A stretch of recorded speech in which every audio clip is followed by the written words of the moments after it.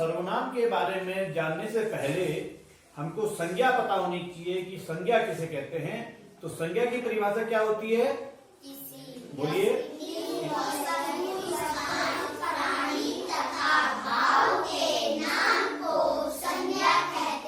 ठीक, अब आप संज्ञा समझ गए होंगे कि किसी व्यक्ति, किसी वस्तु, किसी स्थान या किसी भी प्राणी के नाम को किसी कुछ ना कुछ नाम जरूर होगा। किसी वस्तु का कुछ ना कुछ नाम होगा, किसी व्यक्ति का कुछ ना कुछ नाम होगा और किसी प्राणी का कोई ना कोई नाम अवश्य होगा। तो किसी व्यक्ति, वस्तु, प्राणी और स्थान के नाम को संज्ञा कहते हैं। हाँ, या भाव को भी हम संज्ञा कहते हैं। अब देखिए, हम अब आते हैं सर्वनाम कि सर्वनाम किसे कहते हैं। वे शब्द जो संज्ञा के स्थान पर प्रयोग किए जाते हैं उन्हें सर्वनाम कहते हैं। क्या कि वे शब्द जो संज्ञा के स्थान पर, जहां पे संज्ञा हो रही हो, संज्ञा लिखा हो, लेकिन उसके स्थान पर प्रयोग किए जाते हैं उन्हें सर्वनाम कहते हैं। जैसे मैंने यहाँ पे एक उदाहरण लिखा है कि करण आज स्कूल नहीं आया। करण क्या है, संज्ञा है, ये किसी व्यक्ति का नाम है। तो करण आज स्कूल नहीं आया है, ये भी संज्ञा है, स्कूल। वह आज रानीखेत गया। अब देखिए, यहां पे करण संज्ञा है, स्कूल संज्ञा है, रानीखेत संज्ञा है और वह क्या है, वह सर्वनाम है। क्यों है, क्योंकि वह रानीखेत कौन गया, करण गया। करण यानी संज्ञा के स्थान पर वह शब्द आया है, तो हमारे यहाँ पे वह क्या है, सर्वनाम है। ऐसे ही दूसरा एक वाक्य और है कि शेर जंगल में रहता है। शेर जंगल में रहता है, शेर प्राणी का नाम है, तो शेर हमारा संज्ञा है। शेर जंगल में रहता है, उसे जंगल का राजा कहते हैं।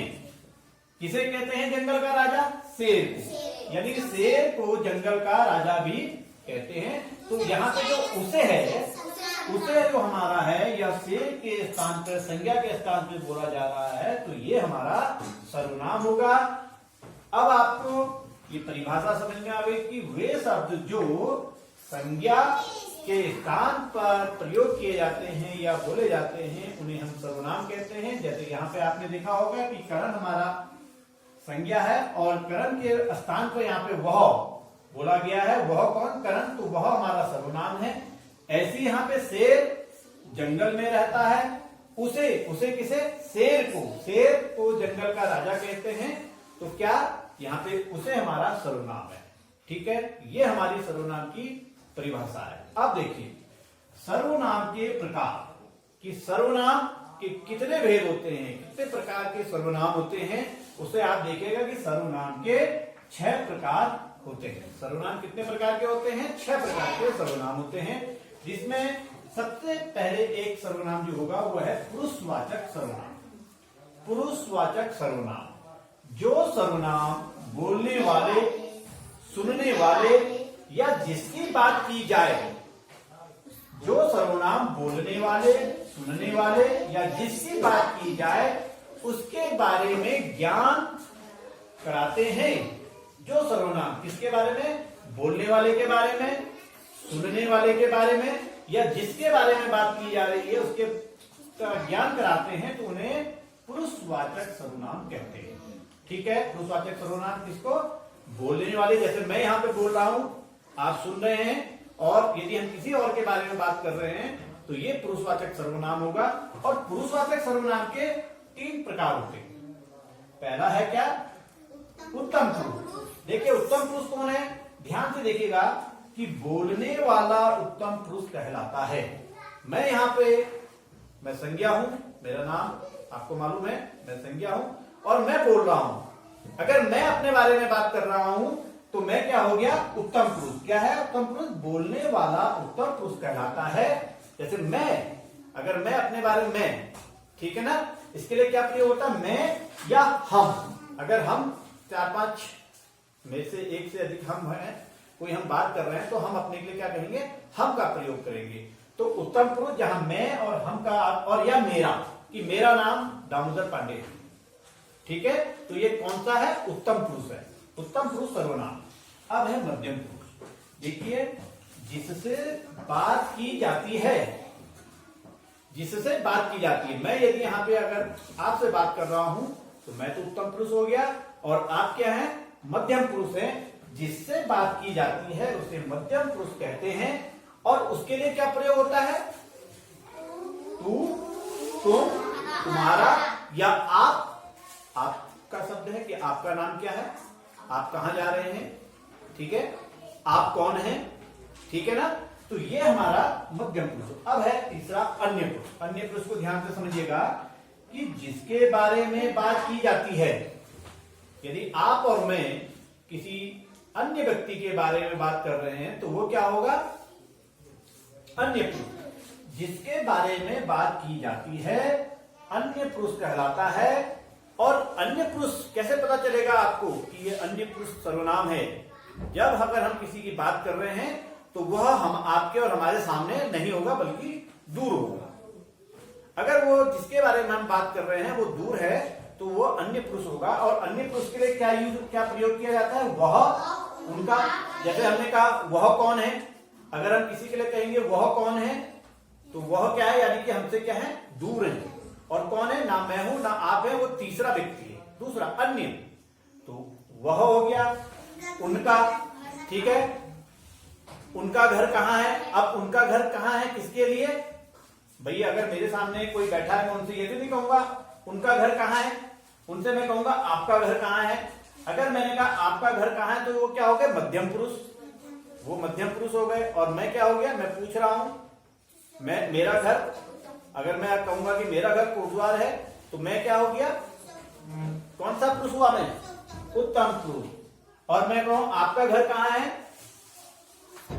मध्यम पुरुष। वह कौन है? अन्य पुरुष। तो अब आपको लग गया होगा कि अन्य पुरुष क्या होते हैं? हमारे सामने नहीं होते, वो दूर होते हैं। ठीक हो गया। आपको पुरुषवाचक सर्वनाम के बारे में इसके तीनों भेद जो हैं ये आपकी समझ में आ गए। अब दूसरा जो है निश्चयवाचक और निश्चयवाचक सर्वनाम या संकेतवाचक सर्वनाम, ये दोनों एक होते हैं। कि निश्चयवाचक सर्वनाम को संकेतवाचक सर्वनाम भी कहते हैं। ये क्या होते हैं? कि वे सर्वनाम जिनसे किसी निश्चित वस्तु का ज्ञान होता है। वे सर्वनाम जिनसे किसी निश्चित वस्तु का ज्ञान होता है, निश्चित, या वो नजदीक और दूर का आभास भी कराते हैं, उन्हें हम निश्चितवाचक सर्वनाम कहेंगे। तो यहां पे क्या है कि वे सर्वनाम जिनसे किसी निश्चित वस्तु का ज्ञान होता है निश्चयवाचक सर्वनाम कहलाते हैं। जैसे यह और वह। यह मेरा भाई है, अगर वो सामने है मैं क्या बोलूंगा? यह मेरा भाई है, यह मेरा पेन है, ठीक है, यह मेरी किताब है, यह मेरी किताब है, या वह मेरा भाई है, ठीक है ना। समझ गए आप? तो इससे आपको क्या लग रहा है कि यह कन्फर्म निश्चित है कि यह क्या है? यह पेन है, यह पेन है, ठीक है।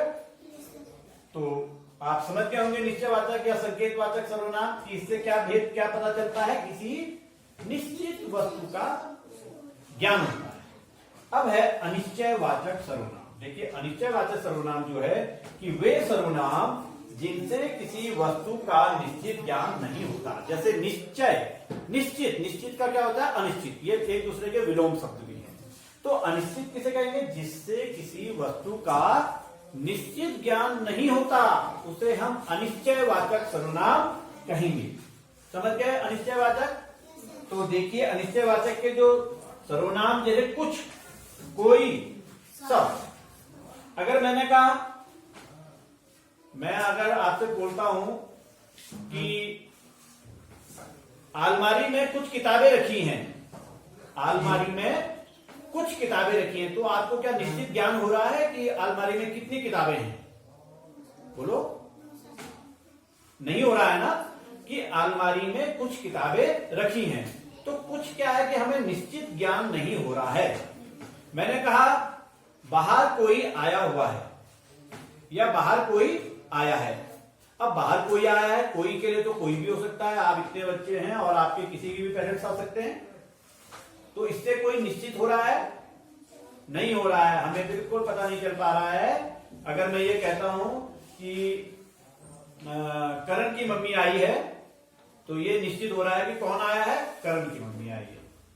अगर हमने कहा बाहर कोई आया है, तो कोई भी हो सकता है, तो वो अनिश्चयवाचक सर्वनाम हमारा होगा।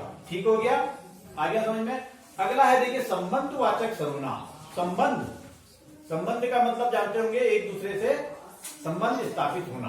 तो संबंधवाचक सर्वनाम किसे कहेंगे कि जिन सर्वनामों का प्रयोग अन्य वाक्यों में प्रयुक्त संज्ञा या सर्वनाम, प्रयुक्त यानी प्रयुक्त माने जो उसमें आए हैं, संज्ञा या सर्वनाम से संबंध बताने के लिए किया जाता है, उन्हें संबंधवाचक सर्वनाम कहते हैं।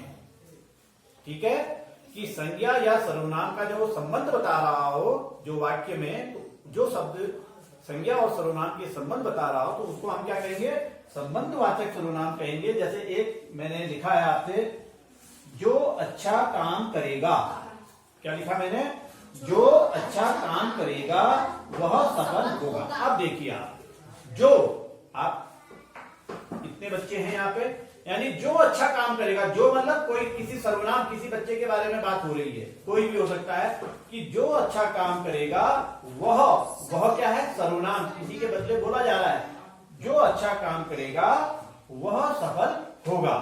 तो ये जहां पे इस प्रकार का संबंध सर्वनाम आते हैं, तो उन्हें हम क्या कहेंगे, संबंधवाचक सर्वनाम कहेंगे। ठीक है, अगला है प्रश्नवाचक सर्वनाम। प्रश्नवाचक सर्वनाम वे सर्वनाम जो प्रश्न पूछने के लिए प्रयोग होते हैं, उन्हें प्रश्नवाचक सर्वनाम कहते हैं। प्रश्नवाचक सर्वनाम किसे कहते हैं, परिभाषा याद कीजिएगा कि वे सर्वनाम जो प्रश्न पूछने के लिए प्रयोग होते हैं, उन्हें प्रश्नवाचक सर्वनाम कहते हैं। अब देखिएगा आप, जैसे यहां पे एक लिखा है कि बाहर कौन है, बाहर कौन है। अगर मैं आपसे कहूं बाहर कौन है, तो ये क्या है, प्रश्न है ना, प्रश्न है या नहीं है। मैंने कहा बाहर कौन है, तो ये प्रश्न है, तो इसमें सर्वनाम क्या है, सर्वनाम क्या है, इसमें कौन, सर्वनाम क्या है, कौन है। क्यों, क्योंकि बाहर कौन है, हम ये पूछ रहे हैं कि कौन है, यानी कि कोई ना कोई आदमी होगा। ठीक है ना, किसी के बारे में हम पूछ रहे हैं आपसे, तो यहाँ पे प्रश्नवाचक सर्वनाम क्या है, कौन। और दूसरा जो प्रश्न है कि अलमारी में क्या है, एक अलमारी है, मैंने कहा अलमारी में क्या है। अब क्या है, इसको आपको जवाब देना पड़ेगा कि अलमारी में सेब है, अलमारी में किताब है। आप तभी दोगे जब मैं आपसे प्रश्न पूछ रहा हूं। तो इसमें क्या देखिए, अलमारी में क्या है, तो जो क्या है ये प्रश्नवाचक सर्वनाम है। क्या किसके बारे में पूछा जा रहा है, कोई वस्तु के बारे में पूछा जा रहा है कि अलमारी में क्या है, आपके थैले में क्या है।